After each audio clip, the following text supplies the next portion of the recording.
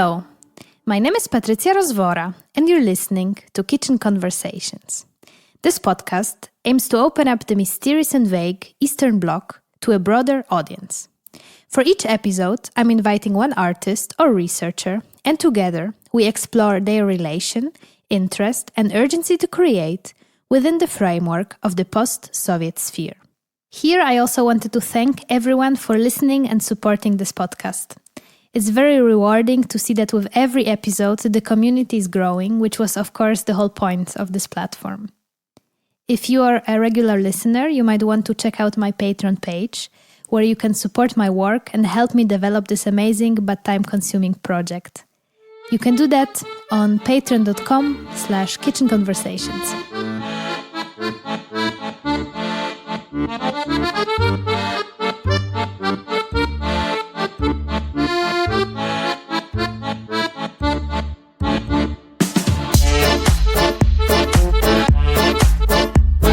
Welcome back, everyone. First of all, I wanted to say thank you for all the positive messages I received about my mini-series Grandma's Tales. I will definitely try to implement some of those first-person narrations in the future. However, today we continue with our original format, where I speak to artists about their practice in relation to the sphere of Eastern Europe or the New East. And for this Kitchen Conversations, I had the pleasure to speak to a good friend, a visual artist, public speaker and activist, Tasha Arlova. Tasha is originally from Vitebsk, Belarus, but currently living and working in the Netherlands. In July 2021, she graduated from the Gerrit Rietveld Academy in Amsterdam, from the photography department, with a thesis titled Dried Blueberries in My Pocket and a short film, Dear Revolution. The last year was for Tasha not only the graduation year, but also the time where the revolution began, where the people of Belarus started fighting against a totalitarian leader and his regime. Apart from working on her film and the thesis, Tasha took part in various lectures, screenings, conversations, as well as organized exhibitions about the people of Belarus, their strength, unity, and the different ways of resistance. Without further ado, please welcome Tasha Arlova.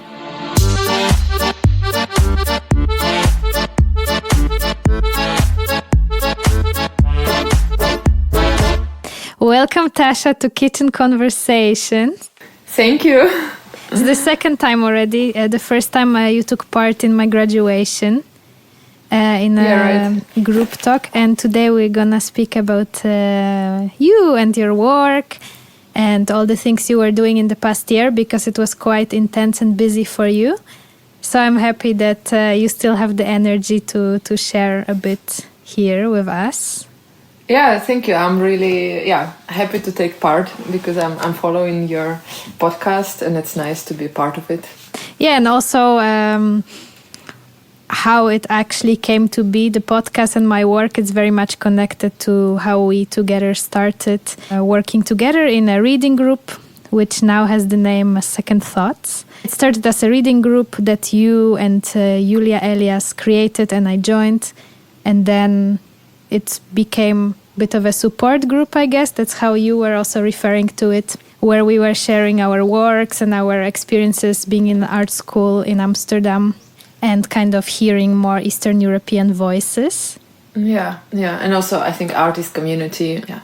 So that's, I think, even more special to have you here and to speak about your work and how you developed. So recently you graduated from the Rietveld Academy. Yeah, I feel like an adult. Definitely, now the real life starts. Yeah. Funny.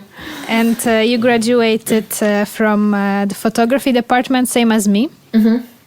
I'm very proud of you and your work. I think you created something really special. Your thesis, but also your short film, speak about the revolution in Belarus, but also more how you experience it being in Amsterdam And I think a lot of people who listen to this podcast and are on this podcast can relate to, because I think a lot of us mostly live and create rather in the West and look and think through Eastern territories. So I would like to start speaking about your short film, Dear Revolution.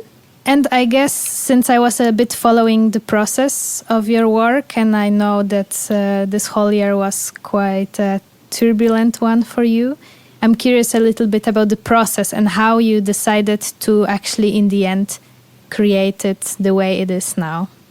Yeah, it was a long story about this film, I think, and now it's like looking back, it's nice that people can relate to the film from different countries, and I also spoke to Syrian filmmaker, and he could relate in some moments. And I had visitors during exhibition from different countries, from Ukraine, from Poland. A lot of people could relate to a story, like experience something from abroad in your home country, which you kind of want to join and you're excited. In the same time, you cannot share with your surrounding, or you're sort of so excited, like I was, about Belarus and upcoming change, and it's difficult, like living in the Netherlands, people were not excited about it, or they didn't know about it, so it's created this kind of double life, I think. So one is basically following events in Belarus, and another one is keeping up with your life in Amsterdam.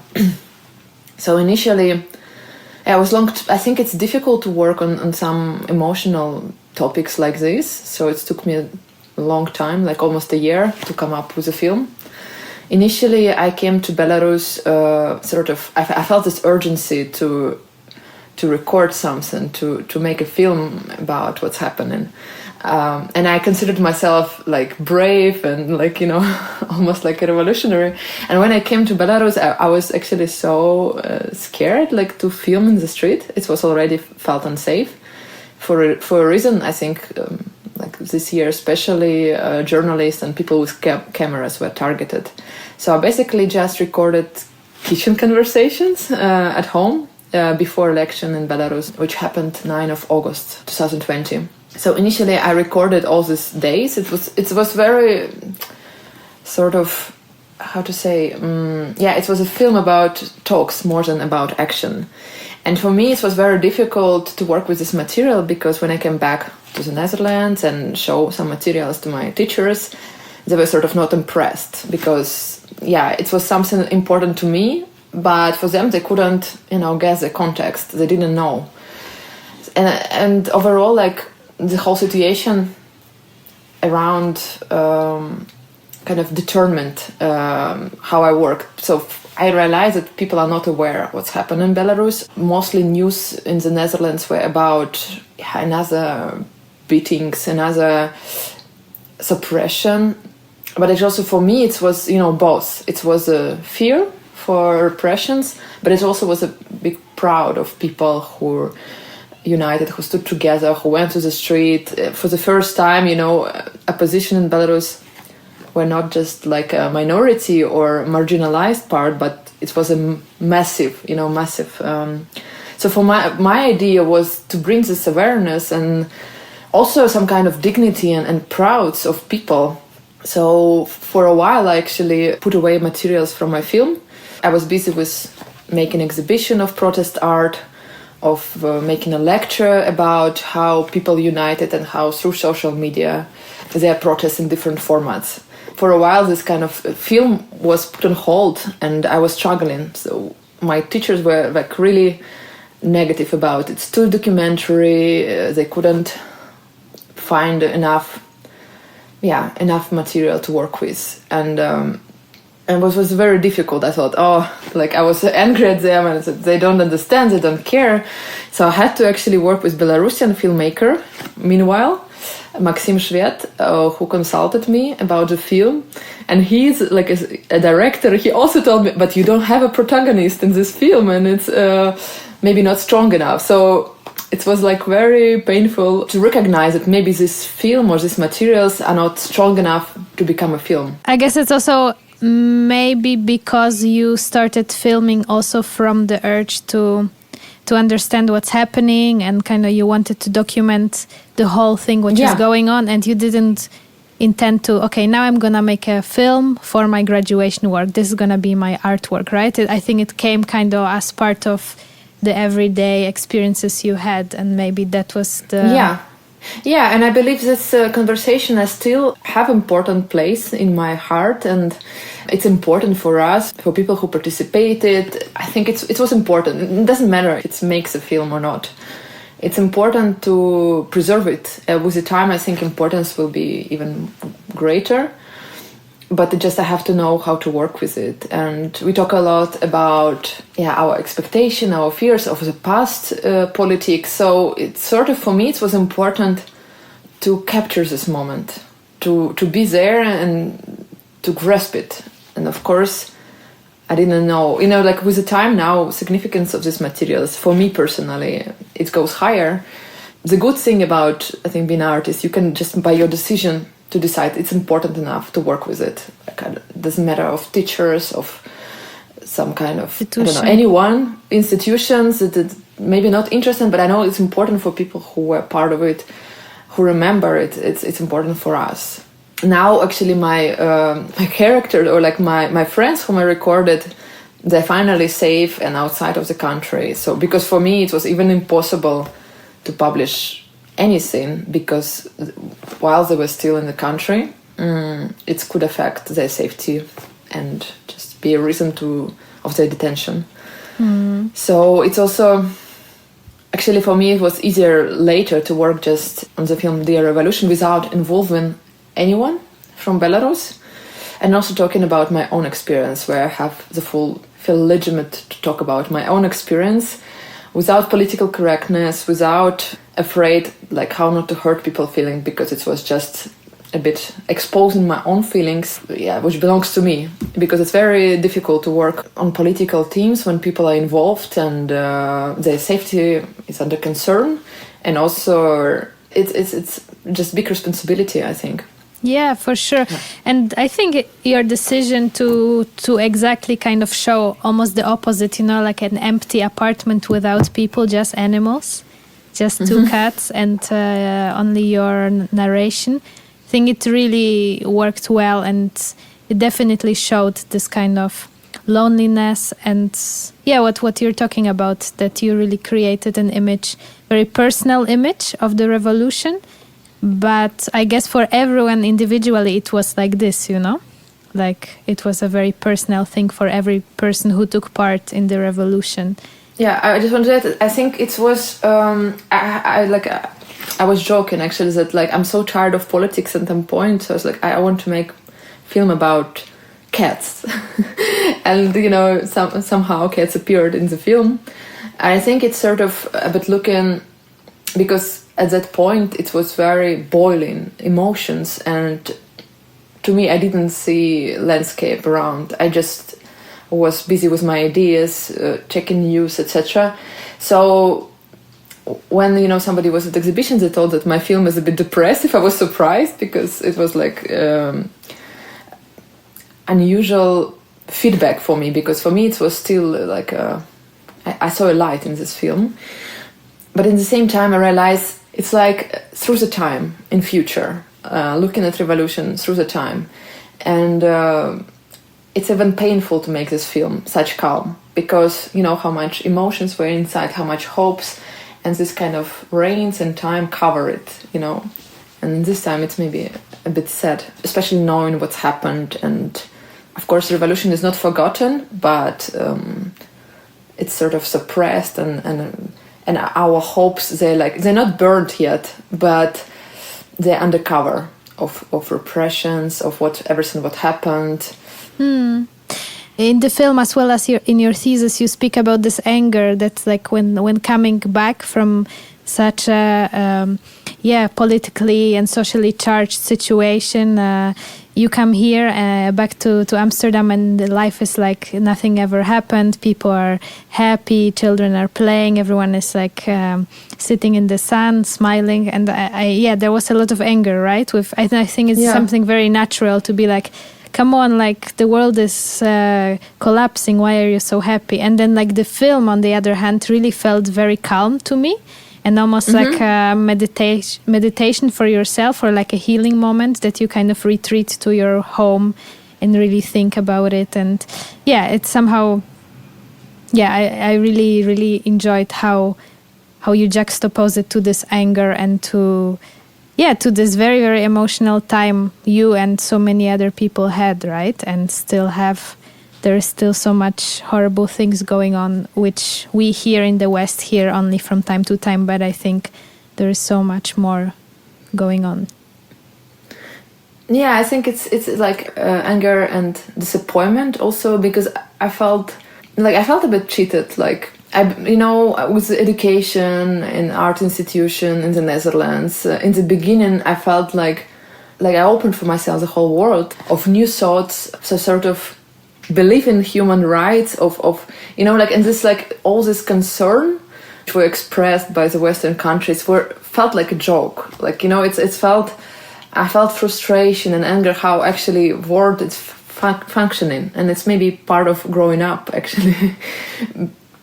Stopping to believe in some savior or somebody who can save your country from this, I don't know, dead end. It's difficult to proceed this feeling, because we felt like now it's a historical moment for Belarus and the whole world is watching, and people would be really aware and concerned and engaged. But it was not the case. I mean, of course some people were, but not so much, and you probably cannot expect it from other people. But these liberal ideas were sort of brought into my mind actually in the West. So I expected different reaction and different engagement and different awareness. So, and that something was, almost nobody to share these feelings. But I think this calmness comes only with the time, with sort of acceptance of reality. Not right away. No, I can imagine that it's a hard work and process, definitely. And you also became a sort of spokesperson for the situation in Belarus, since almost immediately you were involved in organizing some exhibitions. You were showing protest art in a couple of places in Amsterdam, and I think also in Utrecht, right? Yeah. And you also took part in various lectures, conversations, speeches. Yeah, how did it feel for you, like, to kind of perform this labor? And first of all, especially at the beginning, we just heard like the big news, right? But not really understanding where does it come from, because there's such a lack of historical information, I think, historical knowledge. So how did it feel for you to suddenly become the person to call and be like, okay, we are organizing this about Belarus. Do you want to speak? Do you want to speak? You became really like busy at some point, right? Yeah, but I mean, it was not initially the case. First, I tried to reach media and nobody responded to me. So in the beginning, I sent some information, I'm going to Belarus. Do you want someone to... People didn't want information, but at the same time, it was just too important. There was too much excitement for me. I wanted to share it. I wanted people to know. It was something very positive, or not like very positive, but something I wanted to share what I'm proud of, which I was following. And I thought I felt a responsibility almost. So it was my initiative to organize, initially this lecture, and then opportunities came, and the same with the first exhibition, Belarus Art of Resistance. I thought some artists, for example, Lena Davidovich, from also Belarusian artist in the Netherlands, she also felt the same, and I didn't feel that direct demonstrations, in the Netherlands from Belarusian diaspora, that they were important for people, but also I didn't feel it can create a dialogue or in-depth discussion with the Dutch or international audience. So for me, it was a platform to speak, and I just used the opportunity because I felt people were aware of what's happening, and there was some kind of, it was just a new window of opportunities. I couldn't imagine, making a exhibition in the center of Amsterdam about, I don't know, some Minsk neighborhood which was active during protest, and it was really exciting. also to bring this artist. I wanted to do it before, before the protest. I wanted to show a bit more diverse look on Belarusian art, on Belarus overall. So there was just it came together, and so we show this protest art. And then, of course, you learn how media is functioning, and they don't have so much maybe access. It used to be that mostly Dutch journalists would cover events about Belarus, and not even often, inviting Belarusian to speak about. So I thought it also was important for diaspora, for their own sense of identity, to have some examples of people who speak up, who present themselves as strong, who show this side of situation, which is about, not being just victims, but actually actively fighting. So I thought it was important also for Belarusian diaspora to have someone who speaks. And also, I was not the only one, of course. And slowly, we started to build up like a network of people who were working in the team of Belarus, and it became easier. And I got some recommendation to speak at certain events, etc. Our good friend, Ellie, if you can say so, that journalist who, for example, Franka, who works with the topic of Belarus for 20 years, and she knows people from Belarus. She can advise whom to invite and how, because overall it's difficult, in the Netherlands to bring Belarus into attention unless it's somehow related to the Netherlands. So it became a way also if, some events are happening in the Netherlands, it's more related to the country, so they're more willing to make a story about it in media. So I'm curious how this whole year and this process of working on this film, on your thesis, but also on organizing all those events, exhibitions, taking part in the conversations, how it changed you as an artist, and also how it changed your position of being an artist living in Amsterdam, a Belarusian artist living in Amsterdam. Yeah, it was a lot of experience like this year. I can't imagine what would I do without this experience, because like through the year we organized a number of exhibitions, talks. So it gives me experience and more confidence that I'm actually able to organize and things together with other artists. And it just gives me more confidence in my own strengths. Yeah, in the same time, it's difficult. Like this whole situation, of course, is from time to time I'm having burnout just from negative news from the situation, and I have to be aware of the situation. So it's difficult. Sometimes I want just to close down and sort of just live normal life. But I'm happy. Like I'm happy to be outside, in the world. For me, that's why maybe it's cool. Doesn't make so much sense just to making things inside, because probably like with your podcast, you sharing it with the world. You want people to participate. You want to. For me, it's the same. Like for me, it's important that I'm not making art to put it in a gallery, but I also bring it some kind of start of conversation or talk, and so probably it's become a part of my practice. In again speaking about your thesis, because I just read it and I really liked it. Speak about conversation with one of our teachers. Maybe I'm not gonna tell her name, but you were speaking about just at the beginning of your studies, I think, in the photography department, about the Western gaze and how everything you saw about Eastern Europe was really like very specifically, stereotypically charged. And you were trying to break this Western gaze, and you went to Belarus and tried to see it with your own gaze, but then you were still kind of, because of living so long away, you couldn't break away from this exotization, I guess, and this, as we call it, Western gaze to Eastern Europe. So I'm curious, how that changed, and maybe how you understand your position as an artist now. Do you create more as a Belarusian artist in the Netherlands? Yeah, I believe that, the whole story with exhibition, with last exhibition, for example, we did in The Hague, when we brought around 30 artists originally from Belarus but living around the world. Yeah, it's all was about different representation. I was not main curator of the show, but still I also brought a film program. And for me, it was, more than just like last dictatorship of Europe. It was different kind of stories. So that was my response. Or, for example, when we did the film program, I brought together 2 films from Belarus and Syria about graffiti and protest graffiti. For me, it was again a new content,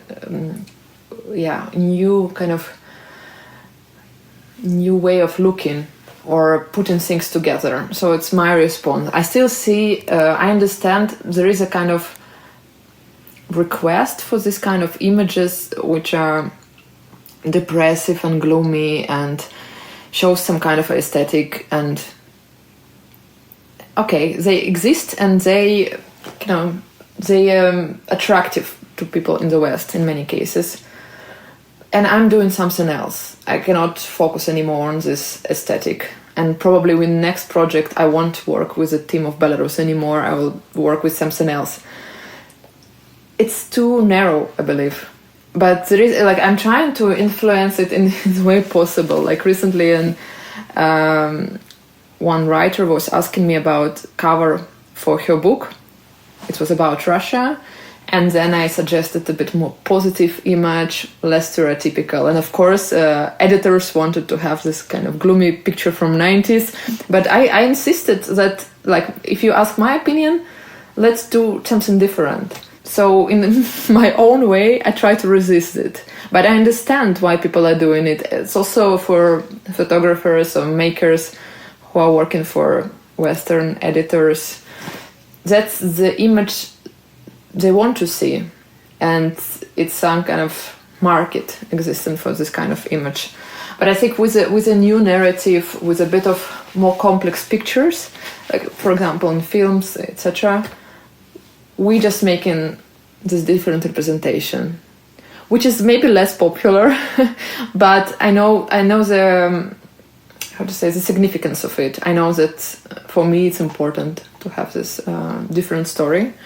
And at the same time, like this teacher you mentioned, like she's a big ally now in my work also. So yeah, it's nice to have this conversation, but I don't want to fight anymore about it. Like I just know it's wrong to have it's narrow-minded sort of look.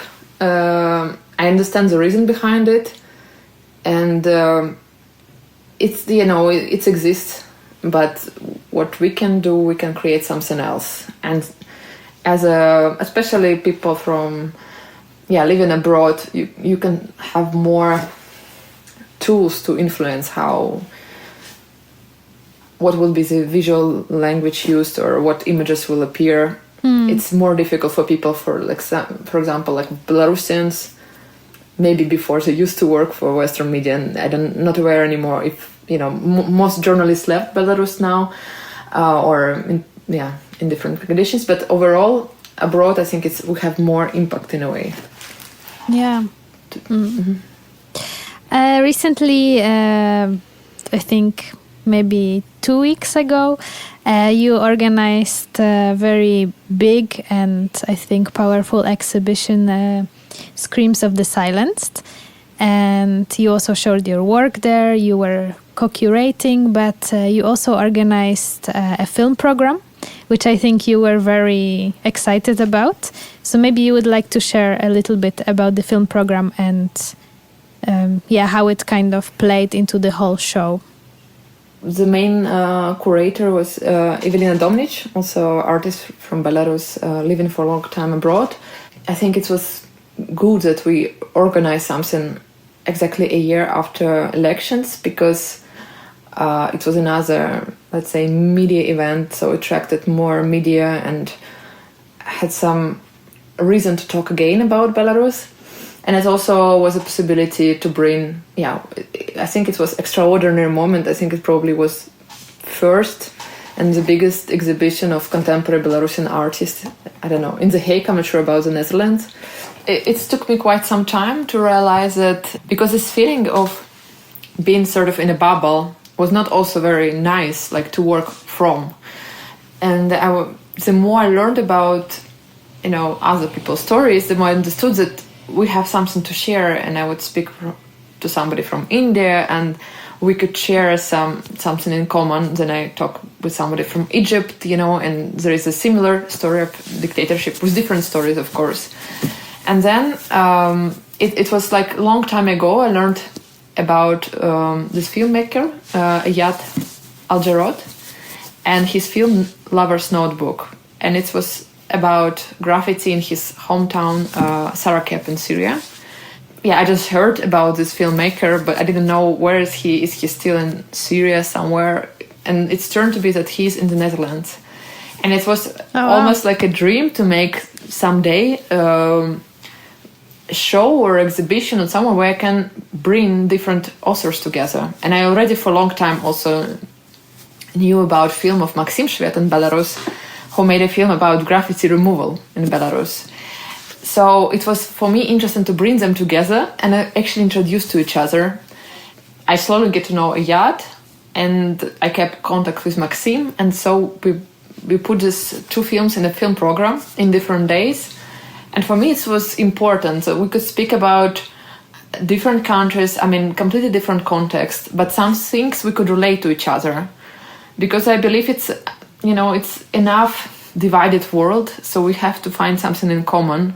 Also in Belarus, the problem of xenophobia is also strong now. And if you see with crisis with immigrants on the border between Poland and Lithuania, so people sometimes don't relate cruel regimes in different countries with the situation with refugees and asylum seekers. It's strange, So I thought, for me, it was both reasons to bring film of Ayat, also to find a way to relate to each other, like two different countries, two different stories, and find a bit more, humanity and understanding and speaking. It was amazing. We had so long discussions after the film of Ayat, also with other Belarusians and international and Syrians who came to the screening.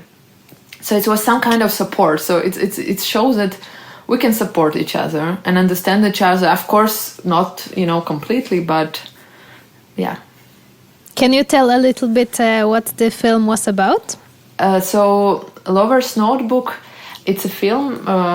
Ayat covered first 3 years of Syrian revolution, and he captures the situation through graffiti. And you can see how people, at first, of course, it was not possible to use graffiti before revolution in the regime, but slowly people started to express on the walls what they think. And you also see it, you don't see so much violence. You don't see more like traditional narrative or stories which are shown about Syria, but it's about self-expression and how people write poetry or paint on the walls to express what they think. And you also see, for example, appearance of ISIS also through the walls. So it's different agendas and, graffiti being removed and painted over. It's a beautiful story, how people express themselves through the writing. And it's also very much related to, somehow, film Maxim Shved, where he tells a story about graffiti removal in Belarus, where city workers remove graffiti or writings and paint over beautiful rectangles of different colors. It also speaks about people's self-expression and removal of it. Maxim Shved film was made in 2017, and back then he told it was very difficult to find political slogans on the walls. And right now, probably walls in the night is the only tool for people to express their opinions. So nowadays, the wall's a bit of like a war zone. So somebody come in, writing, somebody's painting over, then other people add some writing to it. It's very related story in a way, how people express themselves. And it's so urgent, if you see the writing, it's almost like written with the blood by the richness of emotions, by the words they use on the wall. Mm. And it's been a year since the forced elections and since the movement or the revolution started. I'm curious if you could tell, how hopeful are you? What's your kind of idea for what's in the future? for Belarus? Yeah, I don't think anybody can predict right now what's the future. I think a lot of people like me, we were quite naive in the beginning of how power works and what people need to win. So we were very optimistic about things happening. And, some people from all the positions, they knew already the regime better.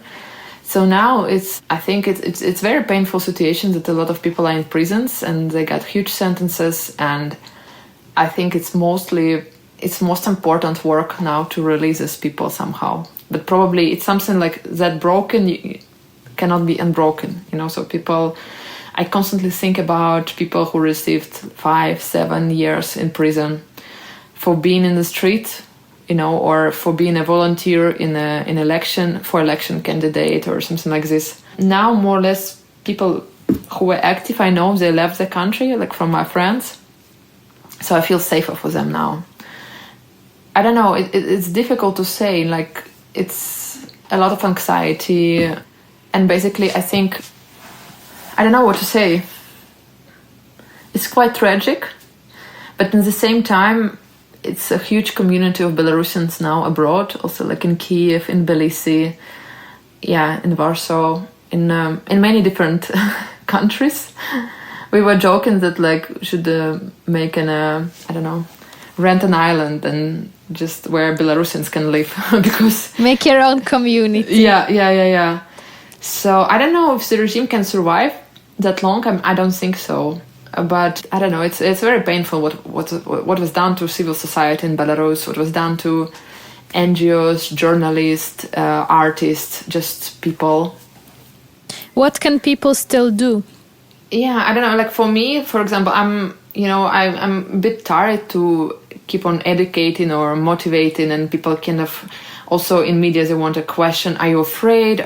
What do you think gonna happen? Like I'm tired of this question. Like I know that personally, I can have a certain impact, and what now I want to do for me personally, it doesn't need to be like repeated because there are a lot of political prisoners, and I want to keep a contact and try to establish contact with one of them, because it's like we also like have this ideas of a big impact, but if I think of a person who has a sentence of 5 years and hopefully nobody gonna go through it, but you need to keep contact, send letters every week, so to make sure that he or she will receive it at some point, or maybe a few letters, and then somebody is caring about this person. So for me, it's as a way to have this human face, because otherwise it's getting too depressive or too much anxiety. You cannot solve everything, but you can find, there is a website, politzek.me, I guess, where you can make a friend or get information about the person. And I wanted just to find somebody who is close to me. Like I also understand its broad image, how to help Belarus, but maybe you can help this person to go through this time and somehow to become a friend and hopefully maybe visit this person after releasing or something like this.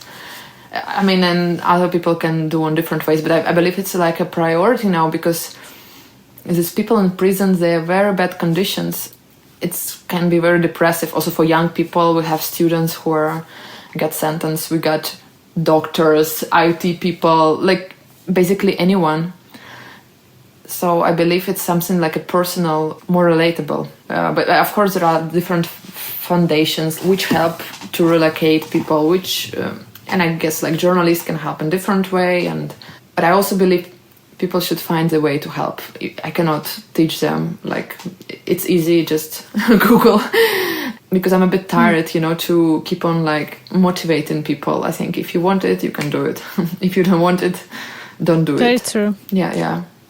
And it's responsibility, because I didn't do it early. I think it's a commitment. Like you cannot just, it's not like a human rights internship or like I'm gonna human right and I will send one postcard and never reply back or something like this. Like you need to educate what you can send, how you can write, in what language.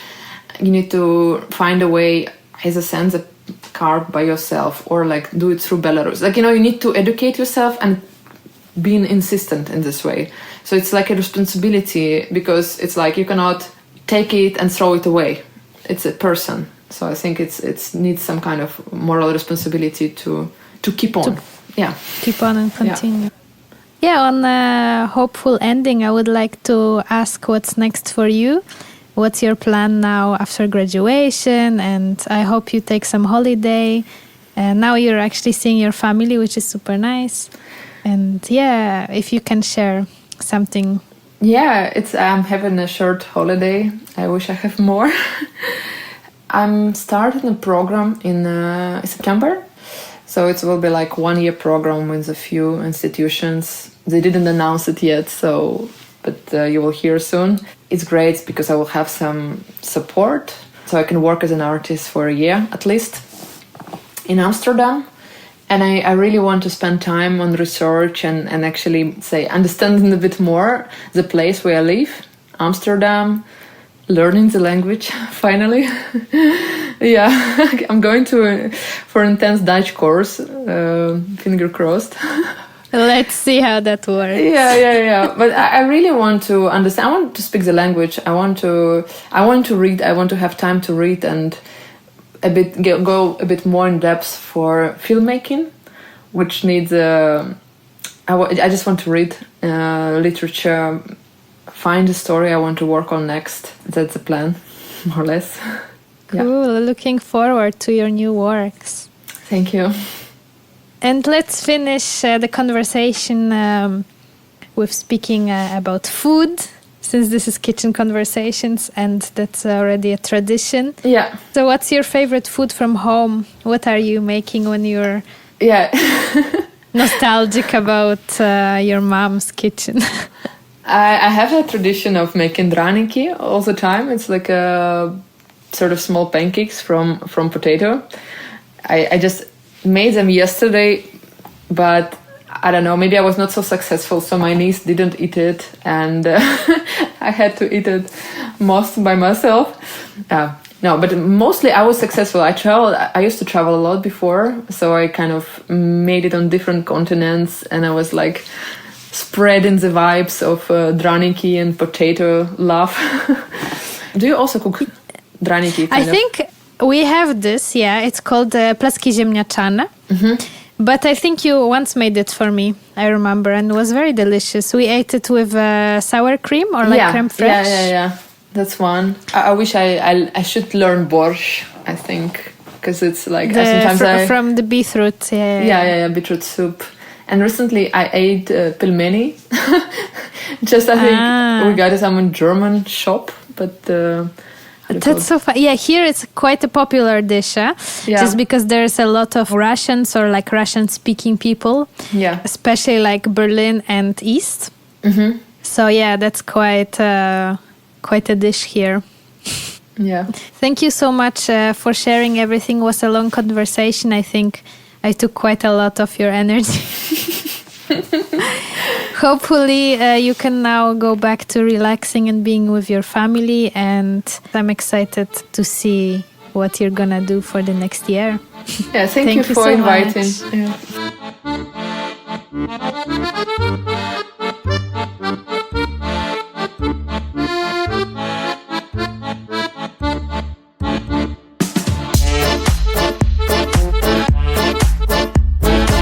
And this was it for today. Thank you for reaching till the end of this episode. I will see you next time with another great artist and speaker.